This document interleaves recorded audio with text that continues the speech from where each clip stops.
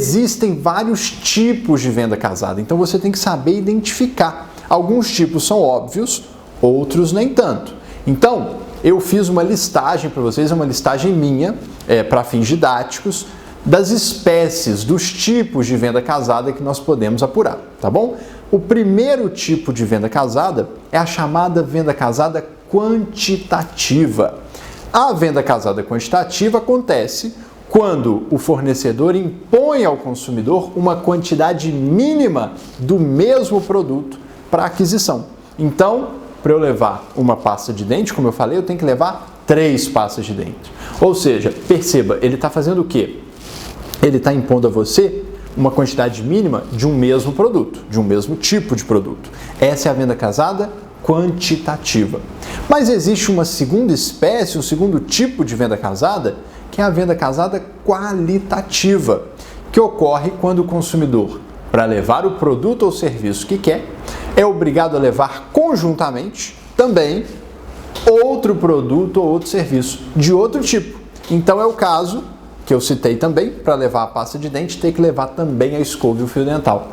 Aqui nós temos uma venda casada qualitativa. Não há imposição de uma quantidade mínima de um mesmo produto, mas sim se atrela um produto de um tipo a um produto de outro tipo e se obriga o consumidor a levar aqueles dois conjuntamente, ok? Então, venda casada quantitativa, venda casada qualitativa. Temos uma terceira espécie muito interessante, que é a venda casada atípica. A venda casada atípica acontece quando o consumidor, embora querendo levar aquele segundo produto ou serviço, é obrigado a levá-lo de de um único fornecedor, ou seja, de um fornecedor que é indicado a ele. Vou trazer isso para um exemplo mais concreto. Imagina que você vai no cinema e aí você adquiriu o ticket do cinema, então você contratou um serviço. Muito bem. E aí você quer comprar uma pipoca, você quer comer uma pipoca enquanto assiste o filme. Só que, vendo que a pipoca naquela lanchonete lá de dentro do cinema é muito cara, você resolve comprar essa pipoca fora. Fazer ela em casa, comprar no supermercado, comprar numa loja do shopping, só que o cinema te impede de entrar com essa pipoca. E diz, olha, se você quiser comer pipoca dentro da sala de cinema, você tem que levar necessariamente da lojinha que nós temos, da lanchonete aqui dentro do cinema. Nesse caso, gente, acontece também uma venda casada. Percebam, apesar do consumidor querer os dois, aqui no caso o serviço e o produto, ou seja, querer essas duas prestações, ele, para adquirir a segunda, que é a pipoca, é obrigado a adquirir de um determinado fornecedor. O fornecedor do serviço impõe a ele o fornecedor do produto. Perceberam? Por isso que ela é chamada de atípica, porque a lógica dela é a mesma, mas ela é um pouquinho diferente. Aqui o consumidor quer sim o outro produto ou serviço, mas ele é obrigado a adquirir de um determinado fornecedor. Ocorre também, por exemplo, quando o consumidor, para contratar um financiamento para aquisição de um imóvel, é obrigado a pegar aquele financiamento de um determinado banco. Ou seja, a construtora diz, eu financio os meus apartamentos aqui, mas só financio pelo banco X. Ah, mas eu consigo um financiamento para essa obra, para esse apartamento, no banco Y, com uma taxa menor. E aí a consultora diz, não aceito, meu único parceiro é o banco X. É um outro exemplo de venda casada atípica, ok? Repetindo, atípica porque o consumidor, embora deseje aquele segundo produto ou serviço, é obrigado a adquiri-lo de um fornecedor que é, vamos dizer assim, direcionado, indicado, forçado pelo primeiro fornecedor, tá bom? Muito bem. Temos também a chamada venda casada inversa. Olha que interessante, venda casada inversa. O que é a venda casada inversa? É aquela venda casada onde o consumidor ele é coagido não a adquirir um segundo produto ou segundo serviço, mas ele é coagido a permanecer com o fornecedor sob pena de perder ali vantagens que ele tem com esse fornecedor. Então, mais uma vez, vamos trazer para o caso concreto. Imagine, você conhece a figura da portabilidade de crédito? O que é a portabilidade de crédito? Ela vai ser importante para o nosso exemplo. A portabilidade de crédito é o direito que o consumidor tem de pegar a sua dívida num banco e terminá-la de pagar em outro banco, se ele encontrar uma taxa de juros mais baixa. Então vamos imaginar que um consumidor foi no banco X e pegou um empréstimo pessoal com taxa de juros a 3% ao mês. E enquanto ele estava pagando esse empréstimo, ele viu que um outro banco, o Banco W, estava anunciando aquele mesmo tipo de empréstimo pessoal com uma taxa de juros menor, de 1%. E então esse consumidor procura o Banco W e pergunta: Banco W, você aceita que eu faça a portabilidade do meu crédito? Ou seja, traga o restante da minha dívida para pagar aqui com você com essa taxa de juros menor? Se o Banco W disser que sim, o consumidor pode ir lá no Banco X, no banco originário, e pedir a portabilidade da sua dívida. Na prática, o que vai acontecer? O Banco W vai lá no Banco X, vai pagar antecipadamente a dívida restante do consumidor, então com abatimento de juros, e o consumidor vai terminar de pagar o que faltava desse saldo devedor da dívida agora para o Banco W, com uma taxa de juros menor. Entenderam? Esse é o instituto que chama portabilidade de crédito. E aí imagine então que um consumidor que está lá no seu banco, no Banco X, quer fazer a sua portabilidade para o Banco W, e quando ele procura o seu gerente no Banco X, solicitando essa portabilidade, o gerente informa para ele o seguinte: olha, consumidor, você tem aqui comigo esse empréstimo e uma série de vantagens. Você tem com a gente aqui um cartão de crédito com uma taxa de anuidade diferenciada ou até com isenção de anuidade. Você tem aqui um limite de cheque especial muito maior. Você tem uma série de benesses que a gente te dá aqui no banco. E eu não quero que você tire a sua dívida aqui conosco. E cá para nós, gente, por que ele não quer que a dívida saia de lá? Porque ele está pagando 3% de juros ao mês para o banco dele. Então o banco não quer perder essa rentabilidade, esses juros. Não quer que o Banco W faça a portabilidade desse crédito. Por quê? Porque aí o Banco W vai levar a dívida embora e é o Banco W que vai ganhar juros com essa dívida. E aí o gerente, para coagir, para constranger o consumidor a não fazer a portabilidade de crédito, que é um direito dele, se o Banco W aceitar receber esse crédito, é um direito do consumidor fazer a portabilidade, o Banco X está obrigado a permitir a portabilidade da dívida. O cliente, então, para exercer uma espécie de coação, vira para o consumidor e diz o seguinte: olha, consumidor, se você concretizar a portabilidade do seu crédito, eu vou cortar o seu limite diferenciado no cheque especial.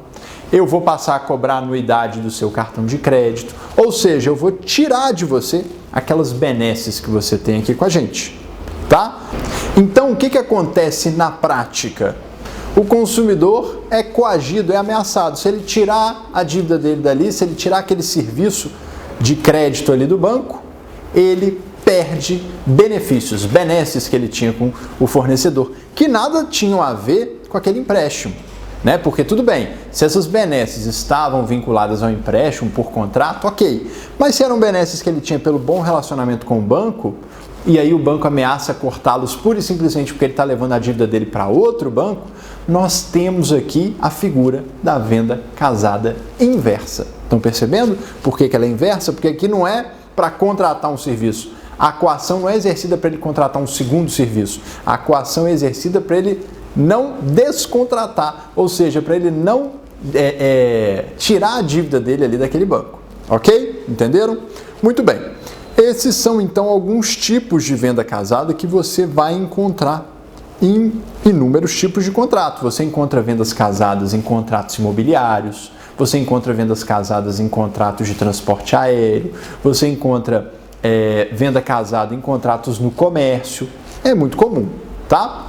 E aí, aprofundando mais o tema da venda casada, uma dúvida que surge, é muito comum, é como que eu vou identificar se um produto está sendo vendido em venda casada ou não? Ou seja, como que eu identifico a prática abusiva da venda casada? Muito bem, você tem que buscar a chamada mínima unidade legal. Então, cuidado, gente. Não é todo produto que está sendo vendido sobreembalado, com quantidade mínima, que é venda casada, tá? Você tem que buscar a chamada mínima unidade legal.